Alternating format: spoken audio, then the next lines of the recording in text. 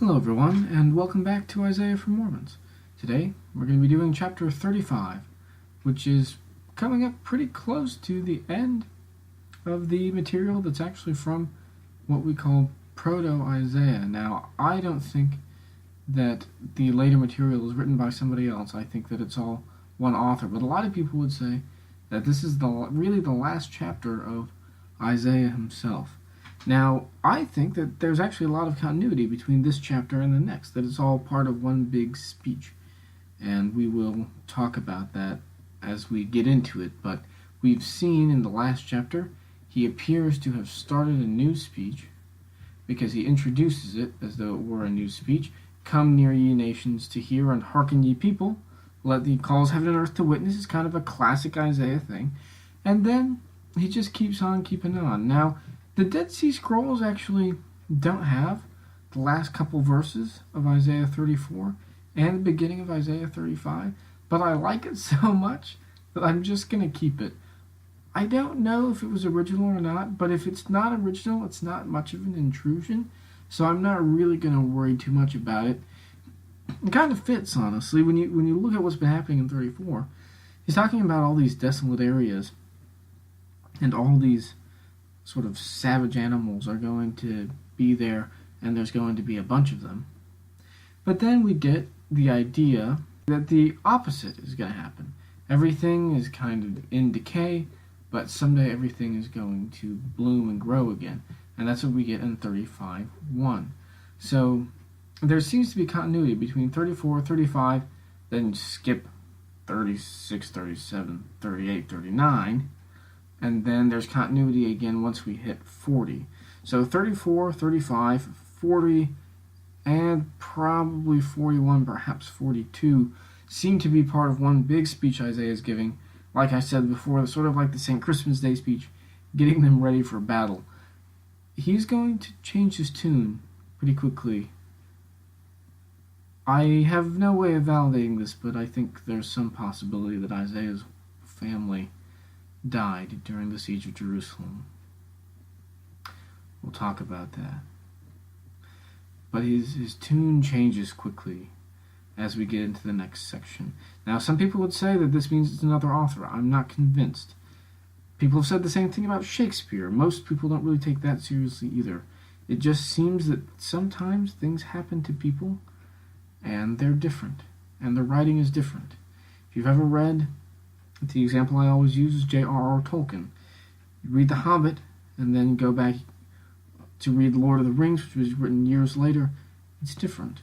The man is different. His writing style is different. And I think that that's something we need to remember, and I think it's something we need to remember here with Isaiah. Even if his family does survive, he never mentions them again, by the way. Even if his family did survive, his people have been totally decimated. No one can really go out of an experience like that unchanged, I don't think. And it does seem to have changed him. It changes his style. So this is some of the last material that we get from our, shall we say, happy-go-lucky Isaiah. He's a little bit of a different man as we encounter him in what scholars call Proto-Isaiah. And that's just unfortunately the way it is. In some ways, I think we all have experiences like this that cause us to grow up prematurely or cause us to experience pain, transforming pain. And Isaiah appears to have experienced that. So this is some of the last of good old-fashioned Isaiah. We just have a few more chapters left of that. So anyway, I'd just like to dive right in here with 35:1.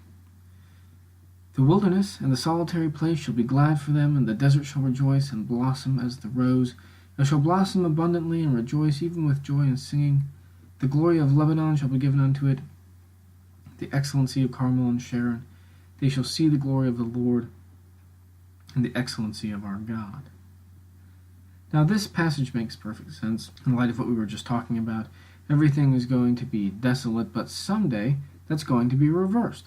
The wilderness and solitary place, we might say the rangeland or the steppe, and the desert shall be glad for them. The desert shall rejoice and blossom as the rose. these utterly desolate places are going to bloom. The desert shall rejoice and blossom as the rose.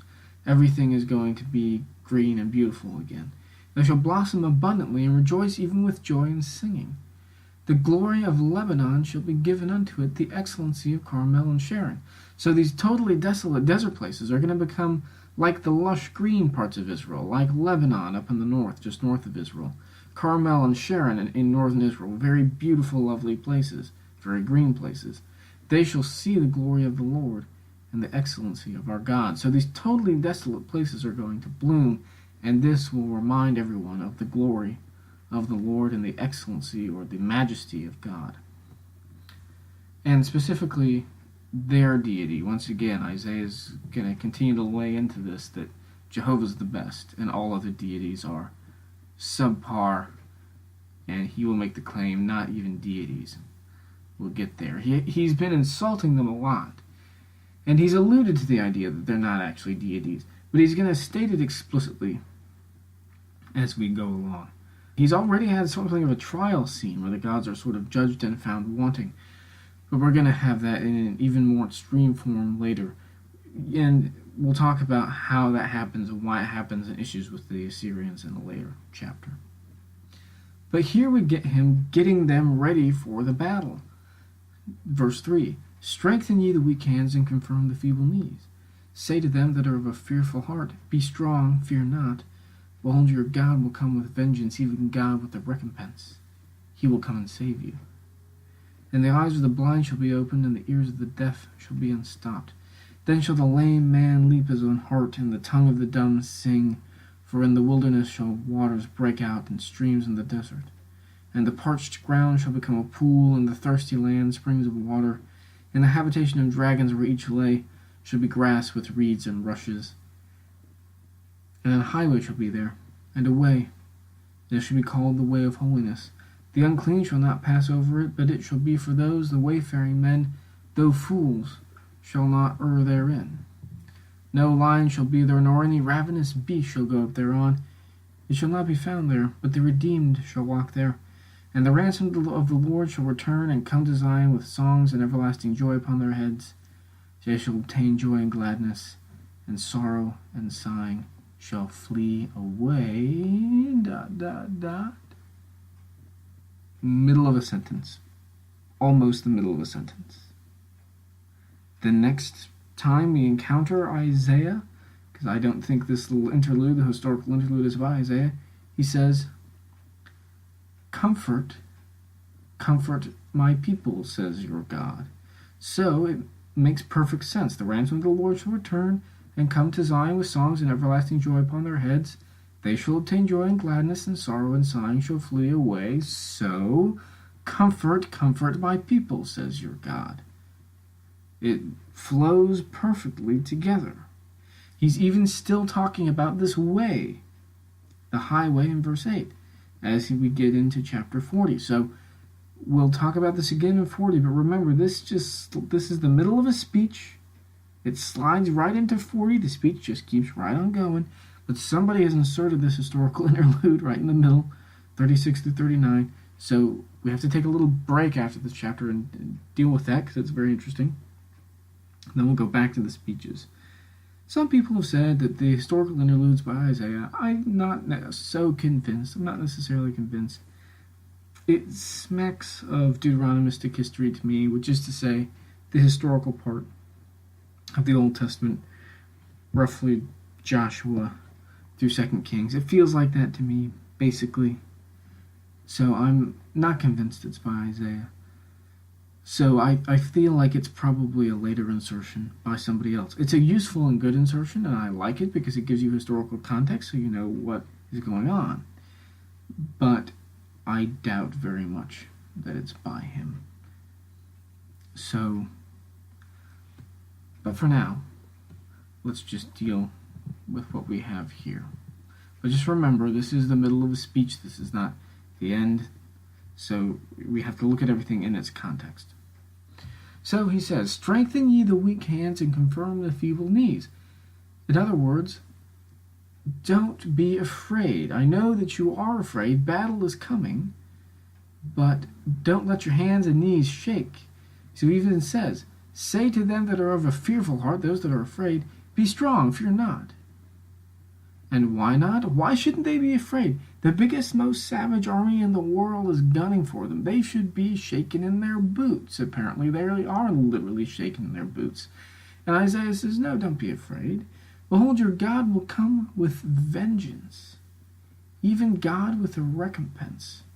He will come and save you. The Assyrians are going to get what's coming to them, in other words. All the people that they've slaughtered in places like Lachish and all these other cities in Judah, and Lachish was like the New York of the kingdom of Judah. It was a big old city. The Assyrians took it and killed a huge number of people. They even took captives and then killed the captives. They were not the nicest army to go up against. But Isaiah says God is going to avenge you. God's coming with vengeance and recompense. He will come and save you. Then the eyes of the blind shall be opened, and the ears of the deaf shall be unstopped. Now, what is he doing here? Presumably what's going on is he's talking about all the terrible things that have happened, and he's saying they're going to be reversed. So I'm not so sure now that he is definitely talking about his own time with the Assyrians, but figuratively, he's talking about that, about how all the bad things are going to be reversed. He's kind of doing what he often does, sort of exaggerating. But he is probably alluding to later times as well. Like I said, he does this kind of thing all the time. So, in a figurative sense, the eyes of the blind will be opened, and the ears of the deaf shall be unstopped. Everything bad is going to be reversed. But literally, in a future time, the eyes of the blind will literally be opened and the ears of the deaf will literally be unstopped. Because it's going to be the end of the world and everybody's going to be all right again, right? So, once again, Isaiah is taking things and comparing the end of the world to his own time. He does that a lot. But you can imagine, it would have felt like the end of the world for these people. But he's trying to give a positive spin and say, I know it feels like the end of the world, but all the good things that are going to happen at the end of the world are going to happen here, because God is going to save you. So the eyes of the blind will be opened, and the ears of the deaf shall be unstopped. Then shall the lame man leap as an hart. As a fleet-footed wild animal runs through the fields, lame people will run like that. And the tongue of the dumb shall sing. People that could never talk will sing. For in the wilderness shall waters break out, and streams in the desert. These totally barren places will have water. So everything, all the desolation is going to be reversed. Everything that is bad about the world is going to be made right. This is something called eschatological reversal. It's a phrase you can throw around in small social circles and impress your friends. But eschatological reversal is the idea that at the end of the world, everything that is wrong about the world is going to be made right. This is, once again, something that we share with Zoroastrianism. So people would say, well, Zoroastrianism is a later thing. Well, here it is, indisputably, in Proto-Isaiah. Nobody thinks, very few people think anyway, that this is not Isaiah himself. And yet, here we have things that we get mainly in Zoroastrianism appearing in Isaiah's time. So we'll talk about this a little bit more later, but just remember, some of the things that many scholars assume, as far as dating is concerned, we may need to reassess. And this is one of those things. So he says, the parched ground shall become a pool, and the thirsty land springs of water, and the habitation of dragons where each lay shall be grass with reeds and rushes. So this totally desolate desert area is suddenly going to become a pool. The thirsty land will become springs.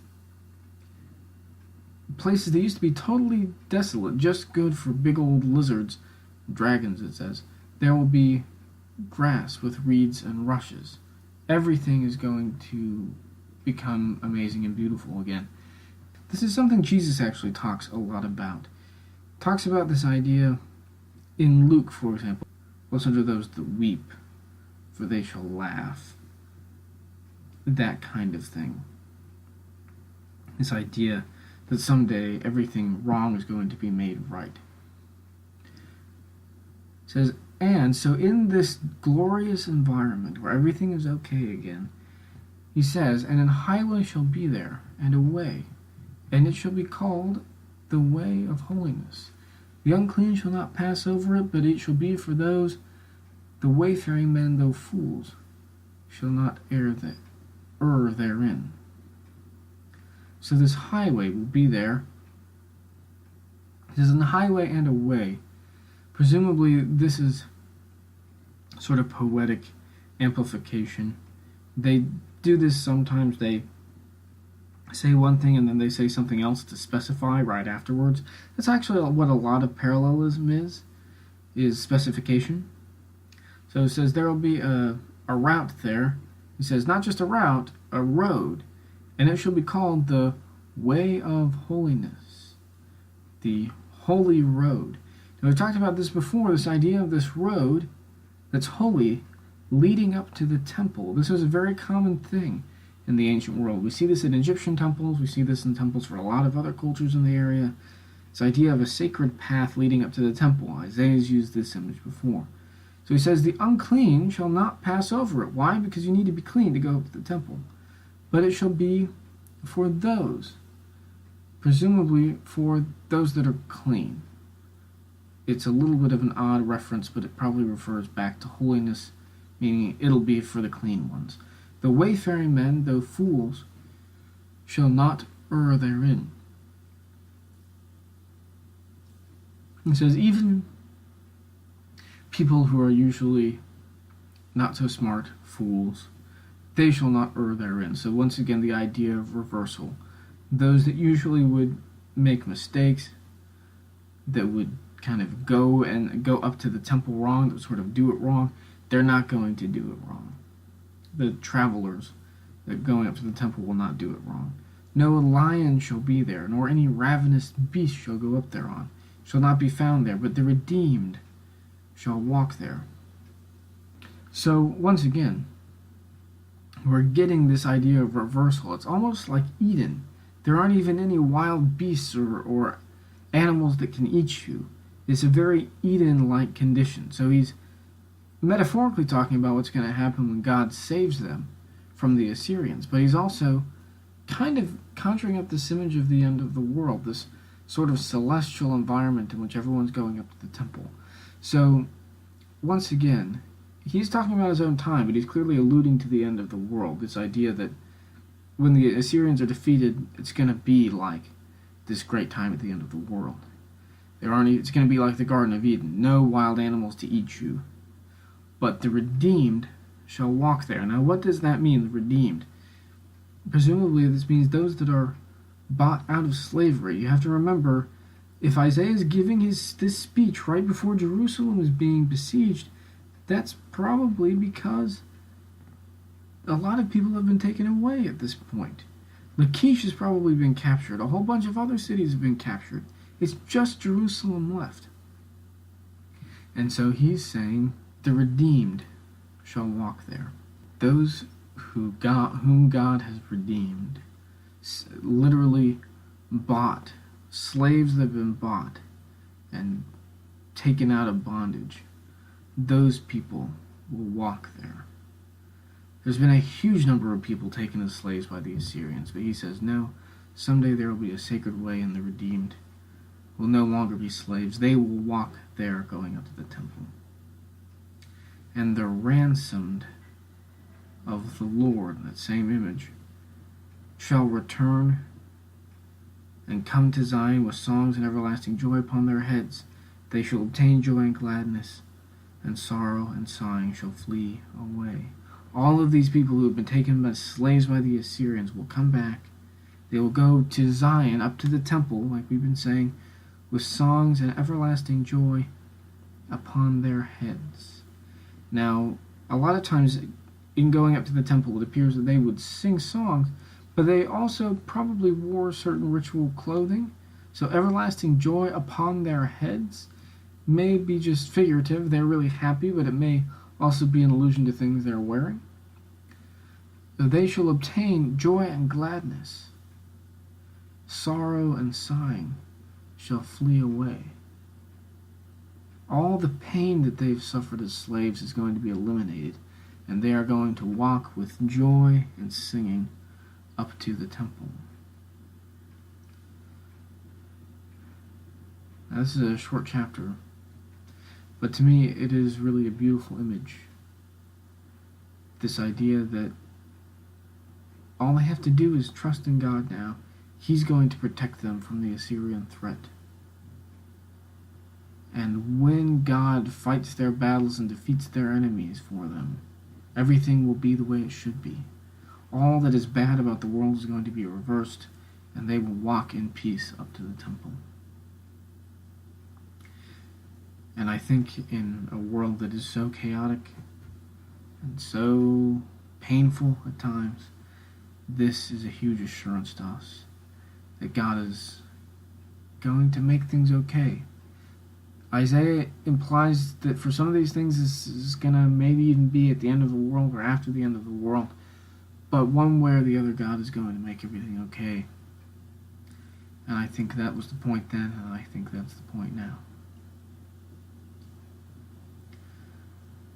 So anyway, that's really it for this section. We're moving on to some different kinds of things later. But I just wanted to review a little bit so far, because this is a short chapter, what we've done so far. So we've made it through a lot of Isaiah. We did stop almost in the middle of a sentence right here, but that's okay. We'll get to that in 40. But remember how we started? We started with an introduction, may or may not have been by Isaiah, in fact, probably was not by Isaiah, that somebody incorporated more closely to Isaiah later on, so some editor. Then we have chapters 2 through 5, where he's condemning the people for their worldliness and saying, you guys better repent or bad things are going to happen. Then starting in chapter 6, we get Isaiah's call, which is kind of a self-contained unit. Isaiah is there at the temple. He sees the Lord. He gets called.